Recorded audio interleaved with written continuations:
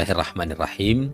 Alhamdulillahirabbil alamin. Allahumma salli ala sayyidina Muhammad wa ala ali sayyidina Muhammad, amma ba'. Mas Sulung yang saya banggakan, sahabat MQ dimanapun menyimak acara Memaknai Hari, terima kasih atas atensinya, kesetiaannya mengikuti acara Memaknai Hari.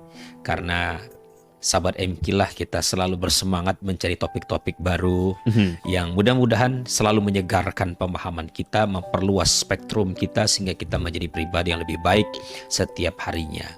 Nah, hari ini kita bicara, bocorannya sudah disampaikan oleh Mas Sulung tadi. Kita bicara tentang bagaimana menjadi pribadi bernilai, menjadi pribadi bernilai. Nah, cuma dalam konteks pengembangan diri ada 3 hal yang membuat kita itu menjadi bernilai.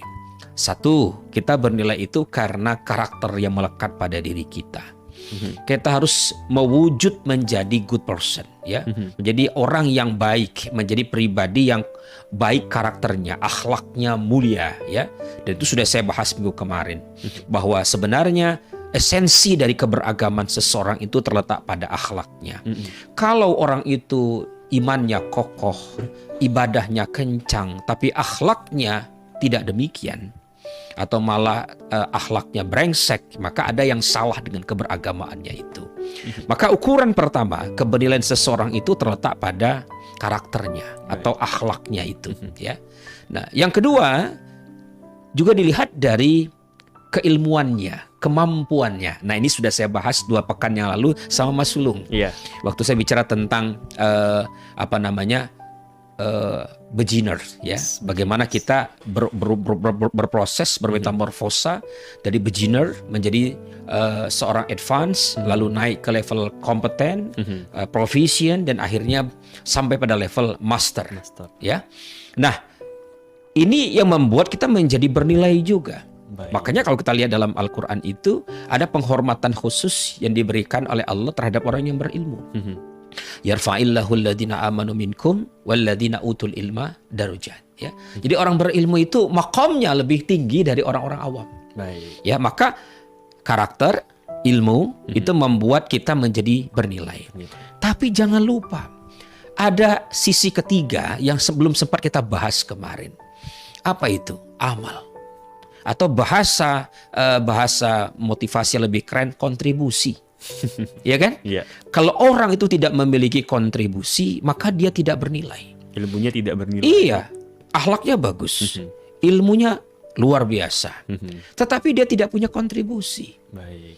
Untuk apa? Kan begitu kan? Nah, karena itulah kita pada kesempatan malam hari ini bersama Mas Sulung kita akan bicara tentang bagaimana menyempurnakan kebernilaian kita itu, terutama di aspek ketiga. Bagaimana kita bisa memberikan kontribusi dari keberadaan kita. Kebernilaian itu ukurannya adalah kemampuan kita memberikan manfaat, ya. Ini selaras dengan pesan Rasulullah dalam sebuah hadis yang sangat masyhur. Khairun nas anfa'uhum linnas. Manusia terbaik itu adalah manusia yang paling bermanfaat bagi sesama. Jadi kalau kita mengukur kebernilaian kita, sudah saya sampaikan tadi, di samping karakter kita, kemampuan kita, juga kebermanfaatan yang bisa kita hadirkan dimanapun kita berada. Nah, cuma memang setiap orang itu kan memiliki kemampuan memberi manfaat yang berbeda-beda. Betul. Ada yang bisa memberi manfaat itu dalam bentuk harta, ya. Alhamdulillah. Dengan harta itu kita bisa berbagi, kita bisa membantu orang lain dan seterusnya. Tapi ada orang yang tidak memiliki harta, tapi dia punya ilmu. Nah, maka ilmu itulah yang bisa dia berikan sebagai wujud kebernilaian pribadinya. Tidak punya ilmu, tidak punya harta, jangan khawatir, masih punya tenaga. Ya kan? Kita bisa membantu dengan tenaga kita, dengan energi kita. Pokoknya meringankan orang lain agar beban dia menjadi lebih ringan. Contoh, ada tetangga keseripahan, ya kita datang, kita bantu, kita kerjakan apa yang bisa kita kerjakan. Sesederhana itu ya? Sederhana itu, ya. Masih nggak bisa toh? Ya. Masih nggak bisa juga, ya, mendengarkan orang lain. Jadi orang curhat, orang kemudian galau, butuh katarsis, dan kita menjadi teman untuk berbicara, itu pun memberikan kebermanfaatan. Yang paling sederhana sekalipun senyuman. Ya toh? Dan kalau kita nggak bisa membantu orang lain karena memang sudah nggak sanggup, punya tenaga, fisik kita sudah lemah, sudah senja usia kita misalnya, ya senyum aja. Itu sesuatu yang luar biasa bermanfaat. Nah, jadi dari uraian saya ini, Mas Sulung, sebenarnya tidak ada orang yang tidak bisa memberikan kebernilaian, tidak bisa memberikan manfaat. Nah, cuma memang akan lebih baik kalau kita itu memberikan kebermanfaatan itu dalam bentuk kontribusi yang sesuai dengan kemampuan kita. Ya, jadi kalau kita kembali kepada uraian saya sebelumnya, jadi kalau kita itu punya ilmu, punya kemampuan, punya kompetensi, ya dengan itulah kita itu akan memberikan kemanfaatannya, terutama dalam konteks organisasi di mana kita bekerja.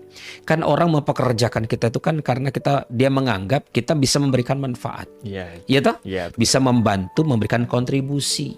Nah, cuma banyak dalam kehidupan bekerja itu yang saya amati, tidak semua orang mau dan mampu memberikan kontribusinya. Mau dan mampu. Iya, mau dan mampu. Mungkin dia mampu tapi tidak mau. Ya, atau dia mau tapi nggak mampu. Maka mau dan mampu itu harus berjalan beriringan. Nah, cuma dalam prakteknya yang sering kita jumpai, ibarat kata kita tuh begini, ada sebuah lemari, di mana lemari itu ukurannya itu mungkin lebih kecil daripada fisik kita. Nah, kalau kita dalam situasi semacam itu, apa yang akan kita lakukan agar lemari tersebut cukup untuk kita masuki? Ada dua pilihan. Pilihan pertama, kita mengecilkan diri kita. Artinya kita masuk ke dalam lemari itu dengan posisi yang agak jongkok sehingga kepala kita tidak kemudian melebihi atapnya lemari itu. Tidak terbentur ya? Iya, enggak terbentur. Pilihan kedua, ya kita merubah lemari itu. Kita buat agar dia lebih tinggi sehingga kita bisa masuk ke dalam lemari itu. Iya. Nah, keputusan yang paling ideal kan sebenarnya adalah keputusan yang kedua. Iya. Kita merubahnya agar lebih besar sehingga kita cukup berada di dalam lemari itu. Artinya begini, ketika kita hadir dalam sebuah organisasi, apakah organisasi bisnis, profit ataupun non-profit, sosial atau keagamaan, kita mestinya membuat organisasi itu menjadi lebih besar dengan hadirnya kita. Betul. Kan begitu? Iya. Itu yang diinginkan oleh siapapun yang mempekerjakan kita atau mengajak kita bergabung di situ, kan begitu. Baik. Dan ketika kita sebagai pemilik usaha atau pemilik organisasi, pimpinan organisasi itu, kita pun juga pinginnya ketika kita nge-hire, rekrut orang itu bisa memberikan perubahan yang baik. Betul sekali. Itu kan maksud dia itu. Iya. Tapi nyatanya apa yang terjadi? Yang banyak kita lihat itu kita jadi pihak yang pertama tadi. Contoh yang pertama.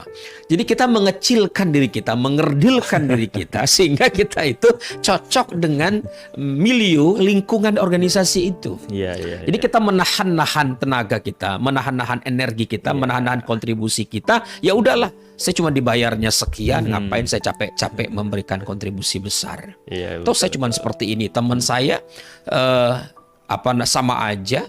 Toh lembaga perusahaan ini juga memperlakukan saya dengan sama. Giat nggak giat, kontribusi nggak kontribusi, toh sama saja. Nah, kadang cara berpikir semacam ini mengerdilkan kita. Oh, justru seperti itu ya, Mas? Iya. Dan banyak sekali saya jumpai orang-orang yang berpikir kerdil semacam itu. Dia mau yang gampangnya, yang mudahnya saja. Padahal sebenarnya dia bisa melakukan tindakan kedua tadi. Merubah lemarinya, merubah organisasinya, merubah lembaganya itu agar besar dengan hadirnya dia itu. Nah ini Mas ya, yang perlu kita pahami bahwa kita hadir itu mestinya memberikan kontribusi. Bukan dengan mengerdilkan kemampuan kita, tapi bagaimana hadirnya kita itu membesarkan lingkungan, membesarkan organisasi, membesarkan dimanapun kita berada. Itu yang mestinya ada pada diri kita. Nah ini yang saya sebut sebagai kontribusi itu seperti itu. Sehingga kita itu benar-benar dianggap ada dimanapun kita berada. Baik. Luar biasa ini Mas Kiki. Luar biasa sahabat MQ, untuk Anda yang mungkin sebagian besar pendengar kan juga sudah bekerja ya. Nah untuk Anda masih berpikir bahwa ya udah kerja ya seadanya aja, dibayar sekian ya udah kerjanya sekian aja. Itu justru ternyata mengkerdilkan potensi ada diri kita ya Mas ya. Iya, dan itu bagi saya kok penzaliman terhadap diri kita pribadi ya. Iya. Saya pun begitu diminta oleh sebuah organisasi, sebuah perusahaan ya. Saya belajar untuk hidup dengan filosofi itu. Bahasa saya itu exceed expectation. Lampauilah harapan orang lain. Itu kunci kalau kita ingin menjadi pribadi bernilai. Lakukan sesuatu yang melebihi harapan orang lain. Nah, ya kan? Cuman yang menjadi pertanyaan gini Mas, mungkin khawatir juga nih Mas, ketika kita sudah mengeluarkan potensi yang ada di kita untuk organisasi, cuman ternyata dari pihak organisasi yang tidak menghargai potensi kita, itu mungkin kan, ya udahlah nggak usah aja lah. Gitu. Iya, saya tidak menutup mata. Ada lembaga-lembaga, perusahaan-perusahaan, organisasi yang masih menjunjung pola-pola tradisi kuno, pendekatan tradisional semacam itu. Pernah saya sampaikan, saya pernah datang di sebuah perusahaan mebel ya, di salah satu daerah di Jawa Tengah, yang di depan kantornya terpampang tulisan, peraturan pertama, pemimpin tidak pernah salah. Peraturan kedua, kalau pemimpin salah, kembali ke aturan yang pertama. Bayangkan ya, berarti betapa anti kritiknya pimpinan dari perusahaan itu. Ya. Itu sesuatu yang memang tidak bisa kita kendalikan ketika kita berada di sebuah organisasi. Tetapi respon kita itu kan bisa kita kendalikan, ya terlepas pada akhirnya katakanlah apa yang kita berikan itu tidak mendapatkan apresiasi yang selayaknya, ya maka memang dasar dari setiap kontribusi itu bagi seorang muslim itu kan keikhlasannya. Ya tak? Wa ma umiru illa liya'budullaha mukhlishina lahuddin, kan begitu. Nah, ikhlas ini tidak hanya dalam konteks ibadah mahdhah. Ikhlas itu harus menjadi spirit dalam segala hal kehidupan kita. Berkeluarga ya harus ikhlas, bekerja ya harus ikhlas, beribadah apalagi gitu ya. Nah, jadi ikhlas itu menjadi spirit dalam semua lini kehidupan kita. Nah, makna ikhlas itu ketika kita memberikan kontribusi, kita nggak peduli mau direspon kayak apa, dipuji atau dikritik, disanjung atau dicerca, sama saja.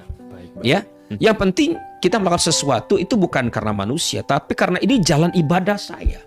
Ini jalan jihad saya, kira-kira begitu kalau bahasa bombastiknya, kira-kira begitu. Militan ya. Iya, militan. Harus begitu kita berpikir itu. Sama seperti saya pribadi sedikit bukan saya membanggakan. Saya mau menyampaikan bagaimana saya belajar memaknai hidup dengan semangat keikhlasan. Ikhlas bukan berarti tidak ada akad loh ya. Ketika kita bekerja, saya melayani konsumen saya clear. Ya, saya memberikan materi tentang apa, berapa lama saya menyampaikannya, berapa yang saya dapatkan, saya selalu clear. Ya, sekian jam perusahaan ini, sekian yang saya peroleh.